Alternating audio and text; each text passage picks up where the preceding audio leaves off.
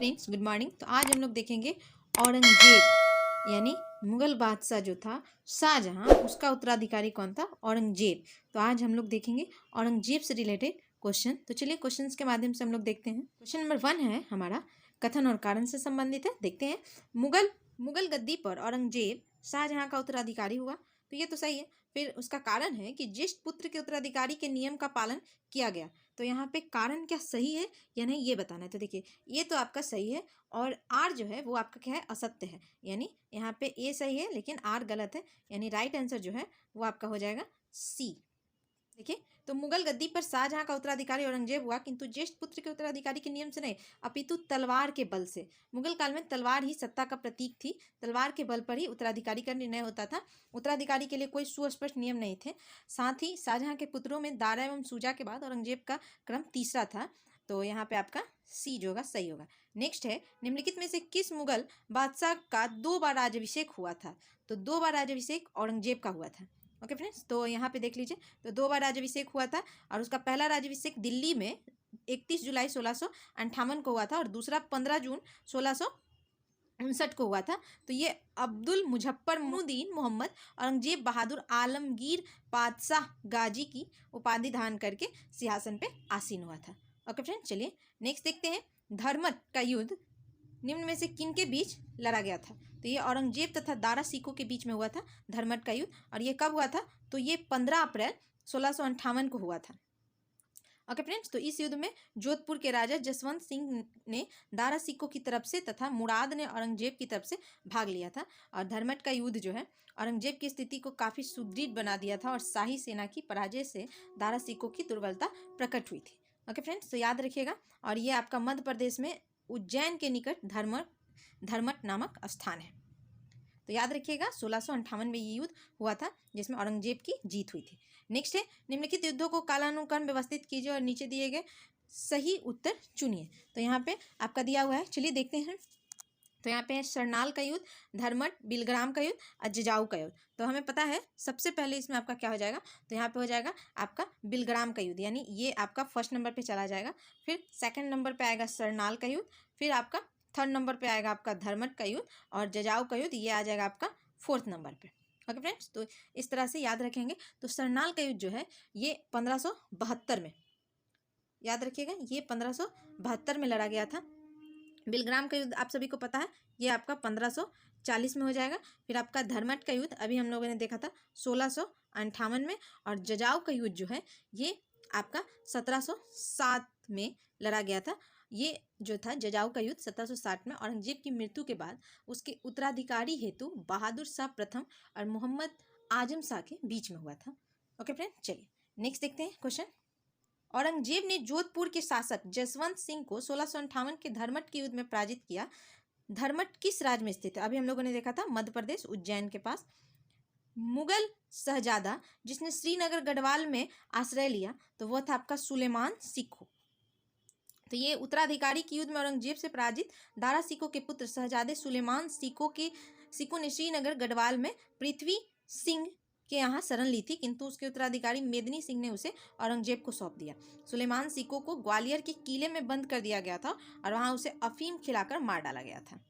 औरंगजेब के किस पुत्र ने विद्रोह करके राजपूतों के विरुद्ध अपने पिता की स्थिति दुर्बल कर दी थी? तो वो था आपका अकबर। चलिए नेक्स्ट देखते हैं। किस मुगल सेनापति के साथ शिवाजी ने 1665 ईस्वी में पुरंदर की संधि पर हस्ताक्षर किए थे? तो यहाँ पे पुरंदर की संधि कब हुई थी? तो यहाँ से याद रखेंगे, पहले तो ये आपका हो जाएगा 1665 में हुई थी। और यहाँ पे हस्ताक्षर की जब बात हो रही है तो यहाँ पे हो जाएगा आपका जय सिंह। ओके फ्रेंड्स, चलिए नेक्स्ट देखते हैं क्वेश्चन।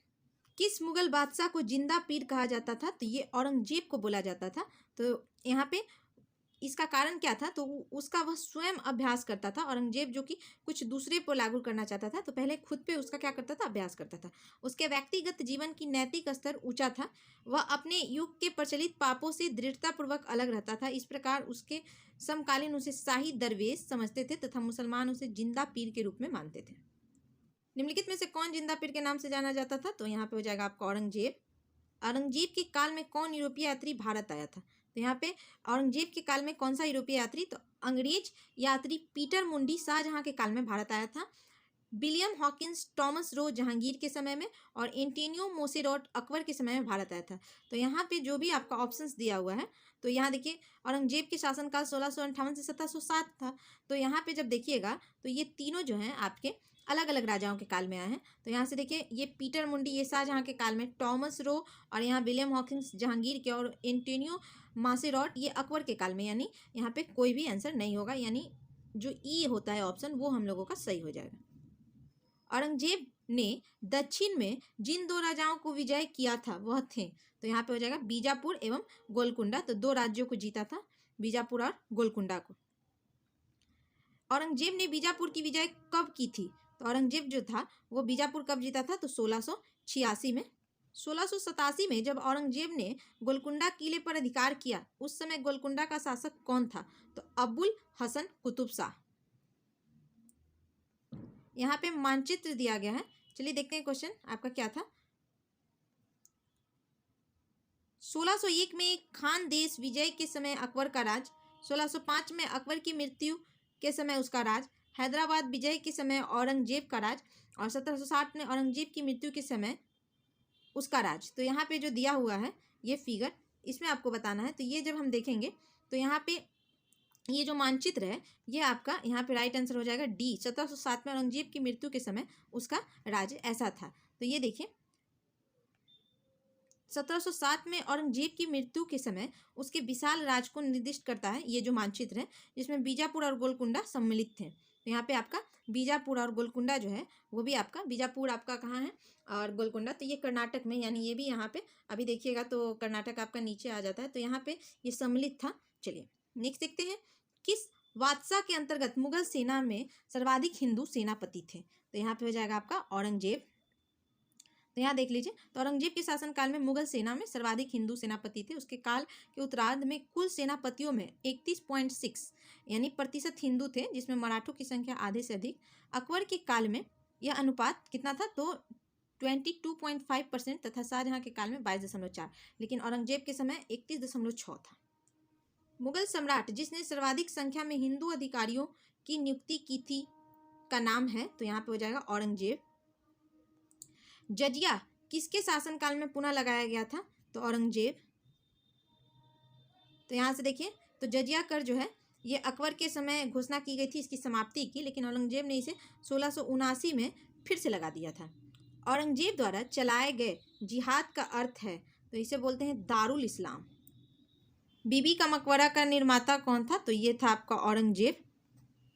तो उनकी बीबी जो थी वह रबिया उद दुरानी, उन्हीं के याद में ये मकबरे का निर्माण 1651 से 61 में करवाया था। इसे बीबी का मकबरा भी कहा जाता है। इसकी स्थापत्य कला शैली सुप्रसिद्ध ताजमहल पर आधारित थी, अतः इसे द्वितीय ताजमहल भी कहा जाता है, किंतु ताजमहल की तुलना में यह मकबरा कम सुंदर है। ऐसी मान्यता है कि इस मकबरे का निर्माण औरंगजेब के शासनकाल में उसके पुत्र आजम शाह के निर्देशन में संपन्न हुआ था। कौन सा मकबरा द्वितीय ताजमहल कहलाता है? तो यहाँ पे हो जाएगा आपका रबिया उद दुरानी का मकबरा। नेक्स्ट है, निम्नलिखित में कौन सम्राट औरंगजेब की पुत्री थी? तो यहाँ पे हो जाएगा मेहरुन्निसा। तो यहाँ देखिएगा, तो मेहरुन्निसा औरंगजेब की पुत्री थी। इसके अतिरिक्त जहाँ आरा, रोशन आरा तथा गौहर आरा औरंगजेब की बहन तथा शाहजहाँ की पुत्रियाँ थी। याद रखिएगा, मेहरुन्निसा जो थी औरंगजेब की पुत्री थी। औरंगजेब की अन्य पुत्रियाँ थी जैबुन्निसा, जिनतुन्निसा, बदरुन्निसा तथा जुबुत्तुन्निसा। औरंगजेब ने किसको साहिबात उज जमानी की उपाधि प्रदान की थी? तो जहाँ आरा को। तो ये देखिए, औरंगजेब ने जहाँ आरा को साहिबात उज जमानी की उपाधि प्रदान की थी। जहाँ आरा सम्राट शाहजहाँ और महारानी मुमताज महल की सबसे छोटी बेटी थी। वह अपने पिता के उत्तराधिकारी और छठे मुगल सम्राट औरंगजेब की बड़ी बहन भी थी। संत रामदास को किसके शासनकाल से संबंधित किया जाता है? तो यहाँ हो जाएगा आपका औरंगजेब। नेक्स्ट है, दिल्ली के लाल किले में मोती मस्जिद का निर्माण किया था। तो यहाँ पे हो जाएगा आपका औरंगजेब ने। तो यहाँ पे दिल्ली के लाल किले के अंदर औरंगजेब ने संगमरमर की एक मस्जिद यानी मोती मस्जिद का निर्माण कराया, क्योंकि शाहजहाँ ने अपनी योजना के अनुसार किले के अंदर मस्जिद का निर्माण न करवा किले के बाहर जामा मस्जिद का निर्माण करवाया था। तो औरंगजेब ने किले के अंदर मस्जिद की आवश्यकता का अनुभव कर मोती मस्जिद का निर्माण कराया। ओके फ्रेंड्स, तो ये औरंगजेब से रिलेटेड इंपॉर्टेंट क्वेश्चंस खत्म हो गए। और उसके बाद अब हम लोग देखेंगे मुगल कालीन प्रशासन, उस समय प्रशासन व्यवस्था कैसी थी, तो इसके बारे में अब हम लोग देखेंगे नेक्स्ट वीडियो में। तब तक के लिए आप हमारे चैनल पे न्यू हैं तो सब्सक्राइब कर दीजिए, शेयर कर दीजिए और लाइक कर दीजिए। मिलते हैं नेक्स्ट वीडियो में, तब तक के लिए थैंक यू।